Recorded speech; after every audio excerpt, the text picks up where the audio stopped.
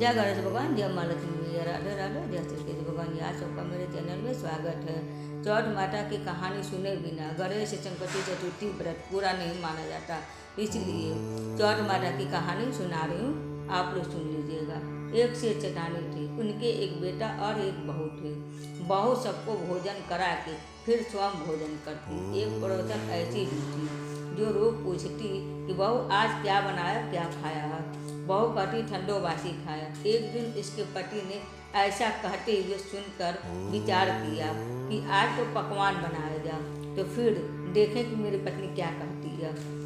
उसने तरह तरह के पकवान बनाए और घर के सभी लोग एक साथ बैठकर भोजन किए। आज भी पड़ोसन ने पूछा तो बहू ने कहा ठंडो बासी खाया।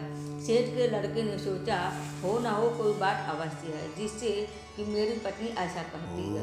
उसने पत्नी से पूछा कि तुम रोज ठंडो बासी खाया ऐसा क्यों कहती हो, जबकि अपने सब ने एक साथ बैठकर कई तरह के पकवान खाया। तो उसकी पत्नी बोली, आप जो खा रहे हो आप अपने बाप और बूढ़े की कमाई खा रहे हो। जिस दिन आप कमा कर लाओगे उस दिन मैं समझूंगी कि मैं ताज़ा भोजन कर रही हूँ। एक दिन लड़के ने माँ से कहा, मैं एक बड़े शहर में कमाने जाऊंगा। तो माँ ने बोली कि बेटा अपने पास इतना धन है, क्यों बाहर जाके कमाना। माँ के मना करने पर भी बेटे ने स्वयं कमाने का दृढ़ निश्चय कर लिया और जाते समय पत्नी से कहा, मैं जब तक कमा कर बहुत सारा धन लेकर ना आ जाऊँ तुम चूल्हे की आग को बुझने मत देना। एक दिन चूल्हे की आग बुझ गई तो वह मन ही मन घबराने लगी, कहीं मेरे पति पर संकट तो नहीं आ पड़ी।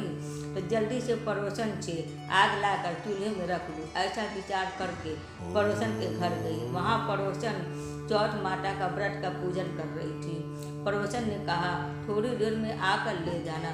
बहू ने पड़ोसन से पूछा, आप यह व्रत क्यों करती हैं, इसी से क्या मिलता है। पड़ोसन ने कहा चौठ माता के इस व्रत को करने से अन्न लक्ष्मी मिले और हर मनोकामना पूरी हो।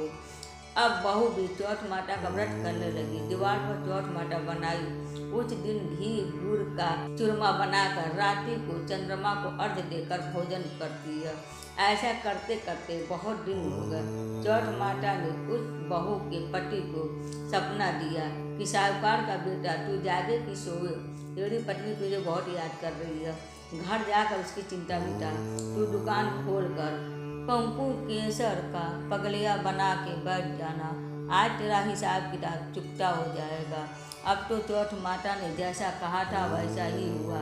उसने घर जाने की तैयारी की और गाड़ी भर के धन दौलत लेकर चल दिया। रास्ते में एक काला नाग फन फैला कर बैठ गया और कहने लगा, आज तो मैं डसूंगा तुझे, छोड़ूंगा नहीं, आज तेरी आयु पूरी हो गई है। सेठ के लड़के ने कहा, आज चौठ माता ने मुझे सपना दिया, मैं अपनी पत्नी से मिलने घर जा रहा हूँ। वहाँ मेरी पत्नी बहुत चिंता कर रही है, मैं उसी से मिलकर जरूर आऊँगा। नाग ने कहा, तू शपथ पूर्वक कह कर जाओ, नहीं तो मैं तेरे घर आकर तुझे डस लूँगा। इस प्रकार सर्प को वचन देकर वह अपने घर पहुँचा। वहाँ सभी से हंसी खुशी से मिला और भोजन करके उदास होकर बैठ गया। उसकी पत्नी ने उदास होने का कारण पूछा तो पति ने काले नाग वाली बात बता दी, यदि मैं उसके पास नहीं जाऊंगा तो वह घर आकर ही मुझे डस लेगा। पत्नी बहुत चतुर थी। उसने कहा कि आप घबराओ नहीं, लेट जाओ, मैं एक उपाय करती हूँ। पत्नी ने कमरे की 7 सीढ़ियों को धोआ और उसके बाद पहली सीढ़ी पर रेत, दूसरी पर इत्र, तीसरी पर गुलाल फूल, चौथी पर कंकु केसर, पांचवी पर लड्डू पेड़ा, छठी पर गादी गलीचा और 7वीं पेड़ी पर दूध का कटोरा भर कर रख दिया। इस प्रकार वह 7वीं सीढ़ी सजाकर बैठ गई। आधी रात होते ही नाग आकर सीढ़ियों पर चढ़ने लगा। पहली सीढ़ी पर चढ़ा तो रेत में लेट गया और कहने लगा कि सेठ की बहू ने तो बहुत आराम दिया है, पर बचनों से बंध कर आया हूँ, सो डसूंगा बस ही। इसी प्रकार 7 सीढ़ियों पर नाग आराम करता हुआ और कहता हुआ कि डसूंगा जरूर कमरे में जाने ही वाला था कि चौठ माता ने विचार किया कि मैं इसे अगर नहीं बचाऊंगी तो संसार में धर्म कर्म और व्रत पूजन का कोई माने नहीं रहेगा। अब तो गणेश जी, चंद्रमा जी और चौठ माता ने उसे बचाने का विचार किया। चंद्रमा जी ने उजाला किया और चौठ माता ने ढाल बनी और गणेश जी ने तलवार लेकर नाग को मार दिया और ढाल से ढक दिया।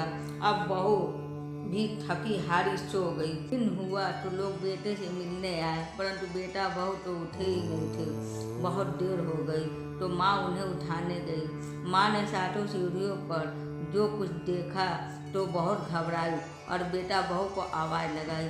बेटा बहू उठे तो देखा कि एक ढाल तलवार वहाँ पड़ी है। अब ढाल उठाई तो वहीं काला नाग मरा हुआ पड़ा है। बेटा बहू ने सोचा कि आज तो धर्म कर्म ही काम आए और जो गणेश भगवान और चौठ माता ने मेरी रक्षा की। हे चौठ माता, आपने जैसे सेठ के बेटे बहू की रक्षा की वैसे ही सबकी रक्षा करना। तो बोलिए चौठ माता की जय।